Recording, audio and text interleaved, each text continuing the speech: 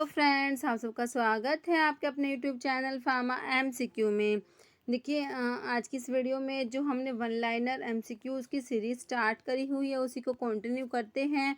आपका जो है जो गुजरात का फार्मासिस्ट का एग्ज़ाम होना है 8 मई को, तो उसके लिए काफ़ी इंपॉर्टेंट रहने वाली है ये सीरीज़। और असम में भी फार्मासिस्ट का एग्ज़ाम है, ठीक है। और डिफरेंट डिफरेंट आपके जितने भी फार्मा कॉम्पिटिटिव एग्ज़ाम्स होने वाले हैं, महाराष्ट्र में भी आपके डिफरेंट डिफरेंट एग्ज़ाम्स होने हैं, ठीक है। तो किसी भी स्टेट का फार्मासिस्ट का एग्ज़ाम है या फिर आपका फार्मा का कोई भी एग्ज़ाम है, तो ये एमसीक्यू जो हम पे चैनल पे डिस्कस करते हैं ये काफ़ी इंपॉर्टेंट होते हैं। तो किसी भी फार्मा एग्ज़ाम्स का प्रिपरेशन कर रहे हैं, चैनल पे नए हैं, आपने चैनल सब्सक्राइब नहीं किया है तो चैनल को प्लीज़ सब्सक्राइब कीजिएगा। वीडियो को लाइक करना, शेयर करना, कमेंट करना, बेल आइकन को प्रेस करना, ताकि जो आने वाले वीडियोज़ होते हैं उनकी नोटिफिकेशन आप लोगों को मिल सके। ओके, तो स्टार्ट करते हैं। देखिए, which of the following substance is use to produce effervescent granules along with sodium bicarbonate and citric acid. देखिए, इफेवसेंट ग्रेन्यूल्स प्रोड्यूस करने के लिए क्या क्या यूज़ करते हैं। देखिए, एक तो सोडियम बाइकार्बोनेट यूज़ करते हैं, एक सिट्रिक एसिड और एक टार्ट्रिक एसिड। तीनों ही नाम आपने याद रखने हैं, sodium bicarbonate, citric acid and tartaric acid. Okay, next है burning food syndrome is due to deficiency of. देखिए, विटामिन B5 की डेफिशिएंसी से होता है बर्निंग फूड सिंड्रोम। जैसे थर्मोलेबल पाउडर्स आर स्टेलाइज्ड बाय। देखिए, थर्मोलेबल पाउडर्स की स्टेलाइजेशन के लिए क्या यूज़ करते हैं, इथाइलिन ऑक्साइड गैस यूज़ करते हैं। ओके, क्या यूज़ करेंगे, इथाइलिन ऑक्साइड गैस यूज़ करेंगे थर्मोलेबल पाउडर्स की स्टेलाइजेशन के लिए। जैसे विच of the following organism can cause peptic ulcer disease. देखिए, पैप्टिक अल्सर डिजीज जो है ये कौन सा ऑर्गेनिज्म कॉज करता है, ये होता है आपका एच पाइलोरी, जो आप लोग पढ़ते हैं हेलिकोबैक्टर पाइलोरी। ओके, नेक्स्ट है normal safety level of potassium. Potassium जो है इसका नॉर्मल सेफ्टी लेवल आपसे पूछा है अडल्ट ब्लड में कितना होता है, 3.5 to 5 milliequivalent per litre होता है। ओके, कितना हो जाएगा, याद ध्यान से देखना है इसको, 3.525 मिली इक्वलेंट पर लीटर, याद रखना है इसको। नेक्स्ट है warfarin metronidazole drug interaction is due to. देखिए, वॉरफेरिन और मेट्रोनिडाजोल का जो है ड्रग इंटरेक्शन होता है वो किस वजह से होता है, क्या ड्रग इंटरेक्शन, ये आपसे पूछा। देखिए, इसमें ये क्या करते हैं, ऑल्ट्रेशन इन मेटाबॉलिज्म, ठीक है। तो ये जो क्या करते हैं, मेटाबॉलिज्म को ऑल्टर कर देते हैं। जैसे कीटोकोनाजोल स्ट्रक्चर कंटेन। देखिए, कीटोकोनाजोल का स्ट्रक्चर जो है इसमें कौन सा रिंग प्रेजेंट है। देखिए, कीटोकोनाजोल आपको नाम से पता लग रहा है, एजोल, इसमें एजोल आ रहा है, तो एजोल्स वाले आप लोग क्या पढ़ते हैं, एंटी फंगल ड्रग होती हैं, क्या होती हैं, एंटी फंगल ड्रग होते हैं। देखिए, तो इसमें जो इमिडाजोल रिंग प्रेजेंट होता है। देखिए, मैं सिंपल आपका ना क्लासिफिकेशन से क्वेश्चन है, मैं आपको एक बार एंटी फंगल ड्रग का क्लासिफिकेशन रिवाइज कराना चाहूँगी, क्योंकि वहाँ से ना बिल्कुल सिंपल और बिल्कुल सीधे क्वेश्चन आते हैं। देखिए, इसमें एक तो आप एंटीबायोटिक्स पढ़ते हैं, एंटीबायोटिक्स जो आप पढ़ते हैं इसमें एक तो आती है पोलीइन एंटीबायोटिक्स आती है। पोलीइन एंटीबायोटिक्स में आपके एम्फोटेरिसिन बी आती है, निस्टैटिन, हामायासिन, नाटामायासिन, जिसको पाइमेरिसिन भी बोलते हैं। ओके, ये तो आपके पोलीइन एंटीबायोटिक। और एक एंटीबायोटिक में आता है हिट्रोसाइक्लिक बेंजोफ्यूरान, जिसमें आप ग्रीसियोफल्विन पढ़ते हैं। ओके, एक आपके एंटी मेटाबोलाइट्स आते हैं, ये तो आपके एंटीबायोटिक्स हो गए। दूसरे आपके क्या आते हैं, एंटी मेटाबोलाइट्स आते हैं। एंटी मेटाबोलाइट्स में आप क्या पढ़ते हैं, फ्लूसाइटोसिन पढ़ते हैं, है ना, इसमें आ गया फ्लूसाइटोसिन।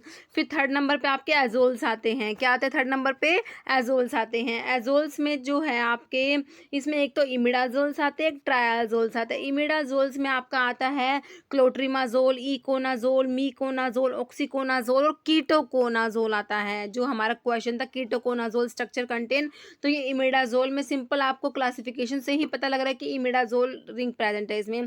ट्रायाजोल्स में IVF से हम लोग याद रखते हैं इट्राकोनाजोल, वोरिकोनाजोल, फ्लूकोनाजोल, ये आपके ट्रायाजोल्स में आते हैं। ओके, और एक इसमें अलाइल अमीन आता है। अलाइल अमीन में आपका कौन सा आता है, टर्बिनाफिन आता है। और अदर टॉपिकल एजेंट्स हैं उनके नाम भी कई बार पूछ लेते हैं, जैसे टोलनाफ्टेट आता है, कई बार आता है question, tolnaftate is used as anti fungal होता है, टॉपिकल एंटी फंगल में आता है टोलनाफ्टेट है।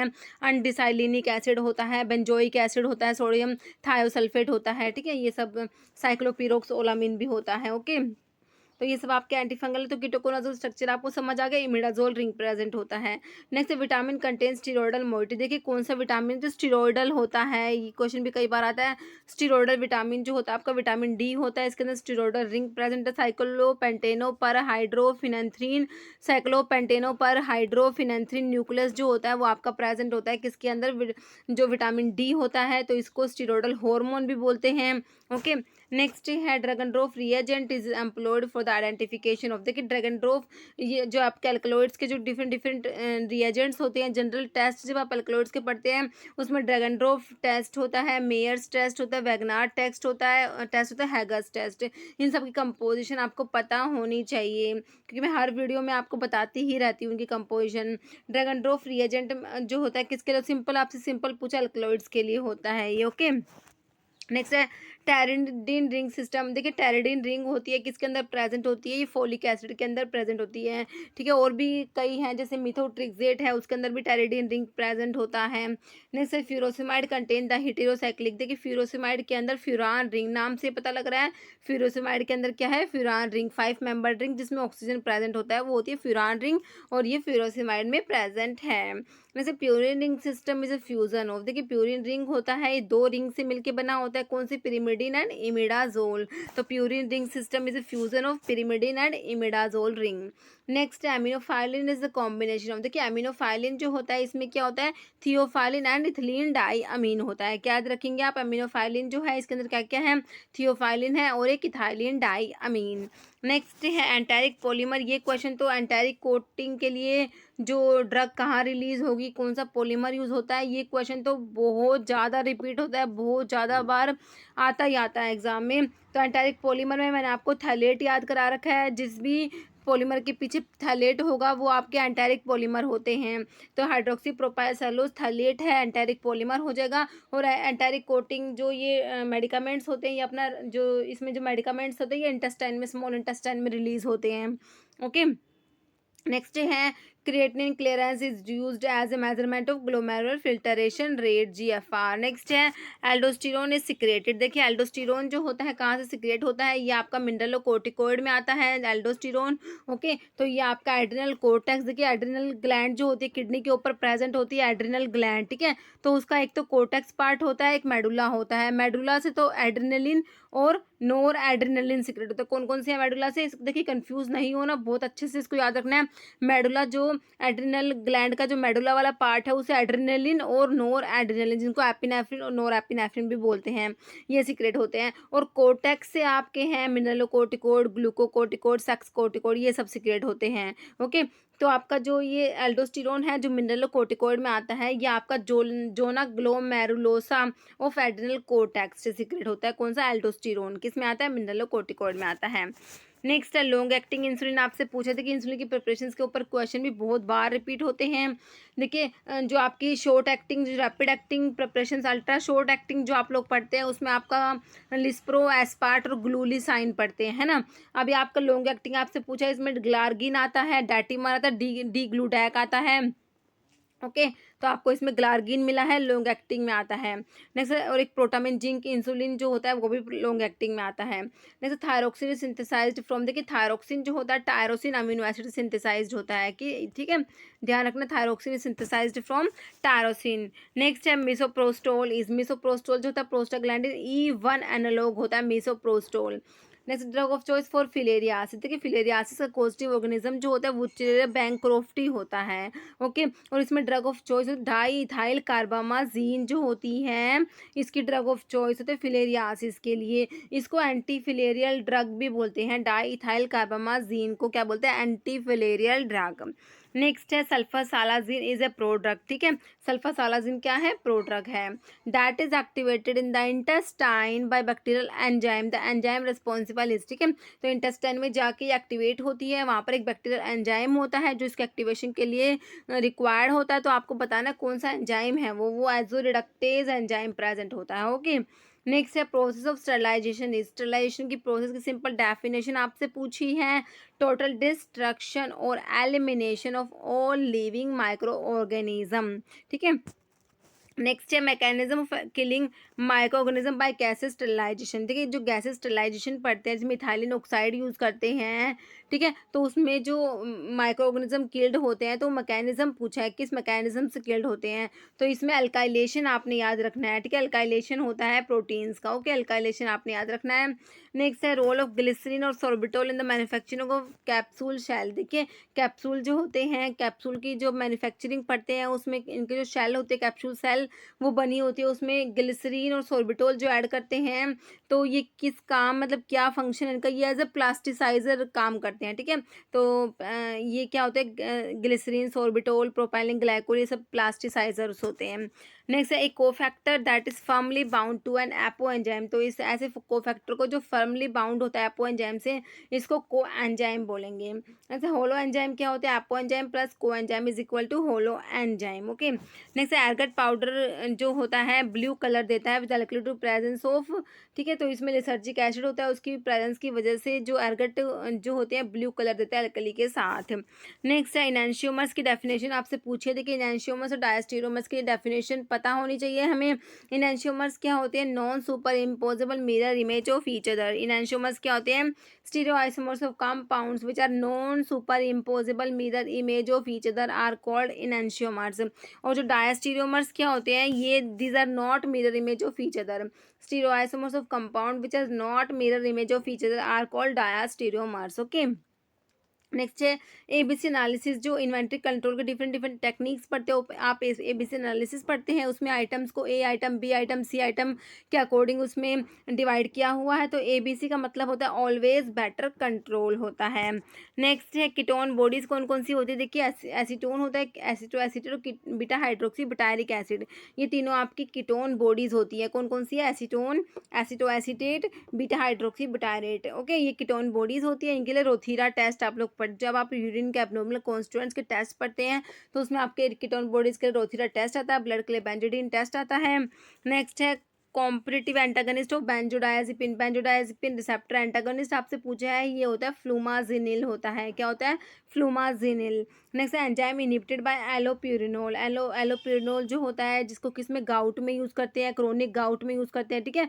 क्रोनिक गाउट में, एक्यूट गाउट में तो कोल्चिसिन आप लोग पढ़ते हैं, क्रोनिक गाउट के लिए एलोप्यूरिनोल होता है। तो ये ज़ैंथिन ऑक्सीडेज इनिबिटर होता है। एलोप्यूरिनोल क्या होता है, ज़ैंथिन ऑक्सीडेज जो एंजाइम होता है उसको इनिबिट करता है एलोप्यूरिनोल।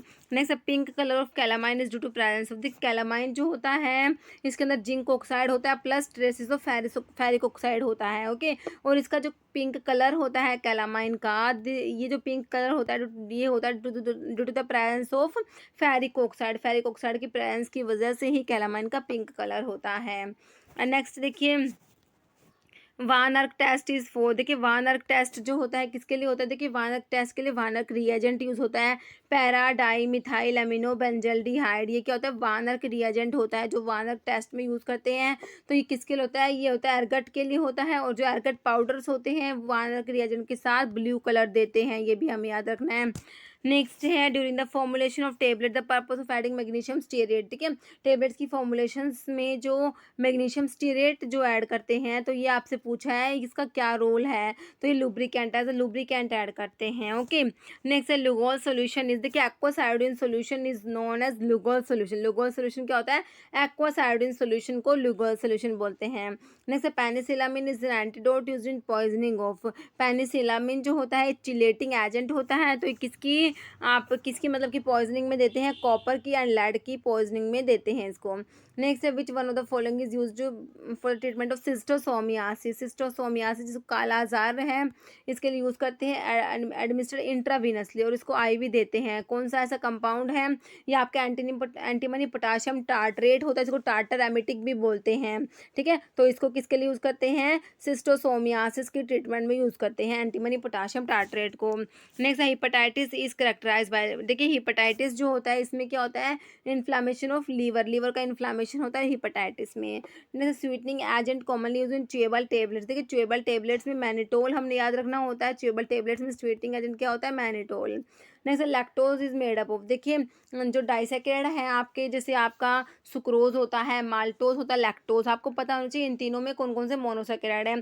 सुक्रोज का आपको पता ही है ग्लूकोज प्लस फ्रक्टोज होता है ना, और लैक्टोज में ग्लूकोज प्लस गैलेक्टोज होता है। क्या होता है, ग्लूकोज प्लस गैलेक्टोज। देखिए मैं आपको ना एक बात बताती हूँ, अगर आपको याद ना हो ना, देखिए गैलेक्टोज है ना, इसके अंदर लैक्टोज आ रहा है, देखिए गैलेक्टोज, लैक्टोज आ रहा है ना इसमें, तो आप इससे याद कर लीजिए, ये जो गैलेक्टोज है ना, ये लैक्टोज के अंदर है, मतलब कि लैक्टोज जो डाइसैकेराइड है उसमें एक तो क्या है, ग्लूकोज है और दूसरा लैक्टोज है। इस तरीके से अगर आप याद करें ना तो आप कभी नहीं भूलेंगे, कभी कंफ्यूज भी नहीं होंगे इसमें, ठीक है। तो मैं भी पहले बहुत कंफ्यूज हुआ करती, फिर एक बार ना ये मुझे समझ आया, तो अब ना ये कंफ्यूज कंफ्यूज होते ही नहीं है इसमें। लैक्टोज में ग्लूकोज प्लस गैलेक्टोज और बचा माल्टोज, माल्टोज के अंदर 2 ग्लूकोज के मॉलिक्यूल होते हैं, याद रख लेना। ओके, सिंपल है। अभी एक क्वेश्चन जिसका आंसर आप लोग कमेंट बॉक्स में देंगे। देखिए, आप कमेंट बॉक्स में ना क्वेश्चन का आंसर जरूर दिया कीजिए। ओके, देखिए फिर ना मुझे ऐसा लगता है, हाँ भाई मैंने वीडियो बनाई तो आप लोगों को अच्छी लगी, देखिए लाइक भी किया कीजिए, इससे ना थोड़ा सा हमें भी मोटिवेशन मिलता है। ओके, देखिए substance that can kill bacteria is cold. देखिए ऐसे कौन सब्सटेंस जो बैक्टीरिया किल करते हैं उन्हें क्या बोलते हैं? बैक्टीरियोस्टैटिक, बैक्टीरिसाइडल, एंटीसेप्टिक या बैक्टीरियोफेजिस। ठीक है, इस क्वेश्चन का आंसर आप कमेंट बॉक्स में देना है। इस वीडियो में इतना ही। अगर आपको वीडियो अच्छी लगी है तो इसे लाइक करना, शेयर करना, और चैनल पे नए हैं तो मेरे आप लोगों से रिक्वेस्ट है कि चैनल को प्लीज़ सब्सक्राइब जरूर करना।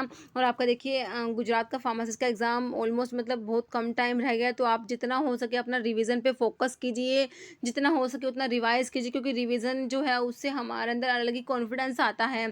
ठीक है, तो रिवीजन पे फोकस कीजिए, जितना हो सके उतना रिवाइज कीजिए आप लोगों के। Okay, thank you.